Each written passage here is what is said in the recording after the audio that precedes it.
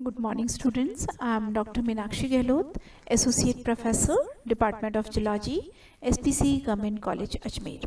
मेरा आज का टॉपिक सेल डिवीजन, जिसमें हम माइटोसिस के बारे में जानेंगे। मेरा ये टॉपिक MDS यूनिवर्सिटी अजमेर के BSc पार्ट फर्स्ट के सेकंड पेपर को कवर करेगा। इंट्रोडक्शन।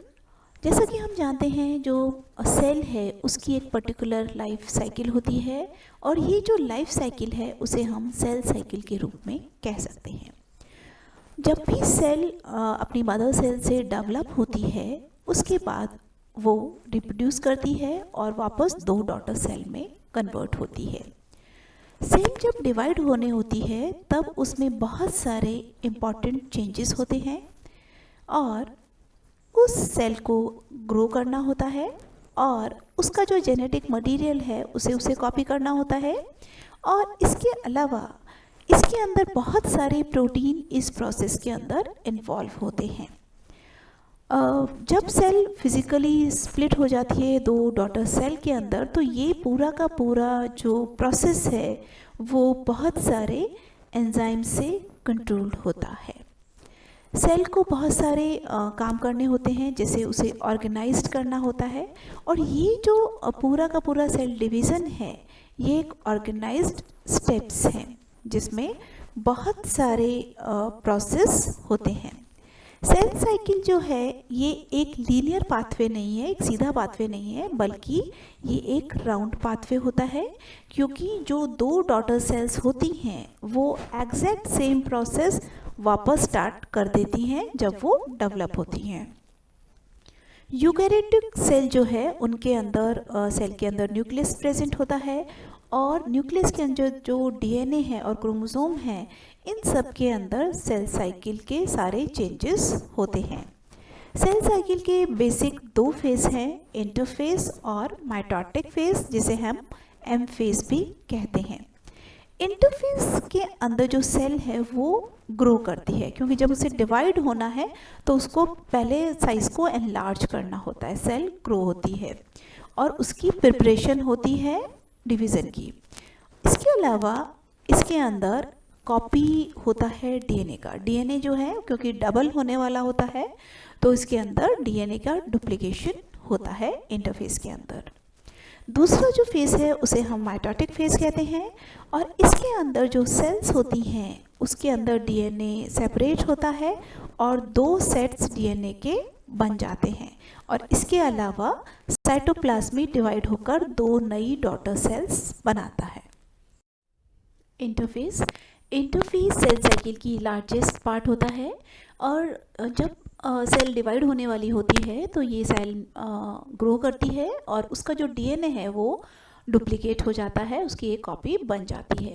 ये जो पूरा का पूरा प्रोसेस है जो कि माइटोटिक फेज़ और दूसरे माइटोटिक फेज़ के बीच वाला जो फेज़ है उसे हम इंटरफेस कहते हैं। इसमें बहुत सारी मेटाबॉलिक एक्टिविटीज़ होती हैं और वो मेटाबॉलिक एक्टिविटीज़ के लिए प्रिपरेशंस होता है प्रोटीन्स का, RNA का। और यहाँ पर जब नेक्स्ट माइटोसिस स्टार्ट होने वाला होता है तो वो सारे के सारे क्रोमोसोमल प्रोटीन्स के जो चेंजेस हैं वो सारे के सारे इंटरफेस के अंदर होते हैं।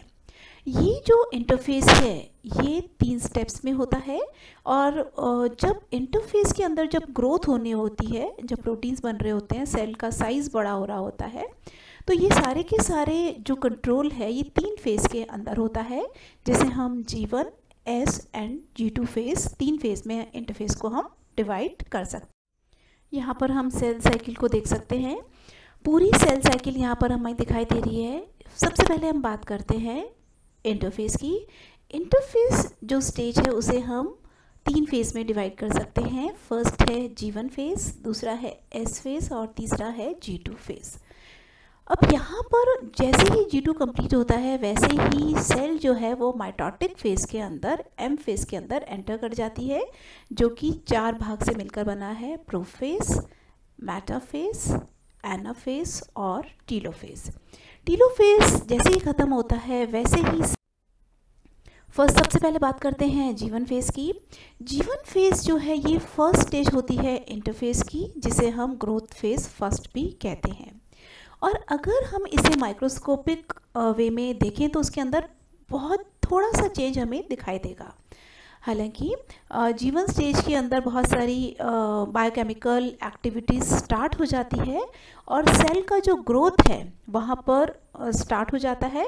क्रोमोसोमल जो डीएनए है उसके जो ब्लॉक्स हमें जो बनाने के लिए चाहिए डीएनए के लिए वो सारे के सारे बनने शुरू हो जाते हैं। उसके जो प्रोटीन्स हैं इससे जुड़े हुए डीएनए से जुड़े हुए जो प्रोटीन्स हैं उनका भी सिंथेसिस इसके अंदर स्टार्ट हो जाता है।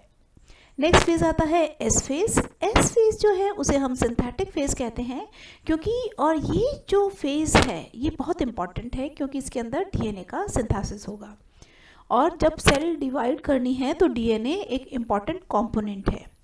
अब इस फेज़ के अंदर जो एस फेज़ है ये सबसे लार्जेस्ट होता है इंटरफेज़ के अंदर। इसमें जेनेटिक मटेरियल का डुप्लीकेशन होता है। नेक्स्ट आती है G2 फेज़। G2 फेज़ यानी ग्रोथ फेज़ 2। ग्रोथ फेज़ 2 के अंदर क्या होता है, जितनी भी पूरा जो सेल साइकिल होना है उसके लिए जो एनर्जी की जो रिक्वायरमेंट है वो सारा का सारा एनर्जी इसके अंदर स्टोर हो जाता है साइटोप्लाज्म के अंदर। इसके अलावा बहुत सारे प्रोटीन सिंथेसाइज हो जाते हैं जो कि क्रोमोसोम के मैनिपुलेशन के लिए चाहिए। इसके अलावा कई सेल ऑर्गेनेल का भी डुप्लीकेशन हो जाता है इसके अंदर और इसके अलावा बहुत सारे माइटोटिक एंजाइम्स जो हैं उनका भी इसके अंदर सिंथेसिस हो जाता है। Mitotic phase. अब जैसे ही सेल इंटरफेज़ कंप्लीट करती है वैसे ही सेल माइटोटिक फेज़ में एंटर करती है। G2 फेज़ के बाद माइटोटिक फेज़ आता है। माइटोटिक फेज़ ये एक मल्टी स्टेप प्रोसेस है। इसके अंदर डीएनए का जो डुप्लीकेशन हुआ था उन डुप्लीकेट क्रोमोसोम का अलाइनमेंट होता है, वो आपस में सेपरेट होते हैं और मूव करते हैं और दो आइडेंटिकल सेल्स बनाते हैं। तो ये पूरा का प्रोसेस जिसमें कि सेग्रीगेशन क्रोमोसोम्स का होगा। फर्स्ट हम बात करते हैं, फर्स्ट जो पोर्शन है इसका उसे हम कैरियोकाइनेसिस कहते हैं या न्यूक्लियर डिवीज़न कहते हैं। फर्स्ट में न्यूक्लियर का डिवीजन होगा और बाद में हम साइटोकाइनेसिस कहते हैं जिसमें कि सेल्स का जो साइटोप्लाज्म है वो डिवाइड होगा। यहाँ पर हम देख सकते हैं डिफरेंट फेजेस। इसका फर्स्ट जो फेज़ है माइटोटिक फेज़ का उसे हम प्रोफेज़ कहते हैं। प्रोफेज़ जो है वो न्यूक्लियर फर्स्ट फेज़ होने के साथ साथ इसके अंदर जो चेंजेस स्टार्ट होते हैं वो न्यूक्लियर एनवेलप में होते हैं। वो धीरे धीरे न्यूक्लियर जो एनवेलप है वो धीरे धीरे डिज़ोल्व होना स्टार्ट हो जाती है, डिसएसोसिएट आपस में होने लग जाती है और छोटे छोटे वेसिकल्स इसके बन जाते हैं। इसके अलावा Golgi complex, Golgi apparatus, endoplasmic reticulum जो है वो भी स्मॉल वेसिकल्स में डिवाइड हो जाती है। सेंट्रोमियर जो है वो ऑपोजिट पोल्स की तरफ मूव करना स्टार्ट कर देता है। माइक्रोट्यूब्यूल जो है वो एक माइटोटिक स्पिंडल का फॉर्मेशन करना स्टार्ट कर देता है। सिस्टर क्रोमेटिड्स जो हैं वो आपस में कॉइलिंग उनके बीच में हो जाती है, टाइटली कॉइल्ड हो जाते हैं और इसके साथ में जो प्रोटीन साइटोप्लाज्म के अंदर प्रेजेंट है उनका कंडेंसेशन स्टार्ट हो जाता है। जैसे ही प्रोटीन का कंडेंसेशन स्टार्ट हो जाता है जो क्रोमेटिन मटेरियल है वो डेंस होना स्टार्ट हो जाता है और हमें क्रोमोसोम के फॉर्म्स, क्रोमेटिन मटेरियल किस में कन्वर्ट होने लग जाता है, क्रोमोसोम्स में। तो और न्यूक्लियस जो है वो डिसअपियर हो जाती है। सेंट्रियोल्स जो हैं वो ऑपोजिट साइड पर मूव करना स्टार्ट कर देते हैं। तो इस तरीके से प्रोफेज के अंदर जो क्रोमोसोमल जो चेंजेस हैं वो हो रहे हैं, साथ में साइटोप्लाज्म के अंदर जो सेग्रीगेशन के लिए जो तैयारी है वो भी स्टार्ट हो जाती है। यहाँ पर हम डायग्रामेटिक रिप्रेजेंटेशन देख सकते हैं प्रोफेज का। सेंटर में आप देख सकते हैं जो न्यूक्लियस जो है, न्यूक्लियस साथ में क्या है, उसकी जो वॉल है वो क्या है, डिसएसोसिएट होना स्टार्ट हो जाती है। अब जब ये उसके साथ साथ थिकन होना स्टार्ट हो जाता है, क्रोमोसोम बनने स्टार्ट हो जाते हैं। यहाँ पर आप देखिए ये जो क्रोमेटिन मटेरियल से क्रोमोसोम बन गए और यहाँ पर जो न्यूक्लियर वॉल है वो डिसअपियर या डिसएसोसिएट होना स्टार्ट। नेक्स्ट हम बात करते हैं प्रोमेटाफेज। प्रोमेटाफेज यानी कि मेटाफेज से पहले वाली स्टेज। इसके अंदर फर्स्ट स्टेज में हम देखते हैं न्यूक्लियर जो मेम्ब्रेन है वो डिसॉल्व हो जाती है। इसके अलावा बहुत सारे जो चेंजेस हैं, प्रोटीन जो है वो अटैच हो जाता है सेंट्रोमियर से और उसे काइनेटोकोर का फॉर्मेशन हो जाता है। काइनेटोकोर क्रोमोसोम को अटैच करने में हेल्प करेंगे। माइक्रोट्यूब्यूल्स जो है वो काइनेटोकोर से अटैच हो जाती है और क्रोमोसोम्स जो है वो मूव करना स्टार्ट कर देते हैं।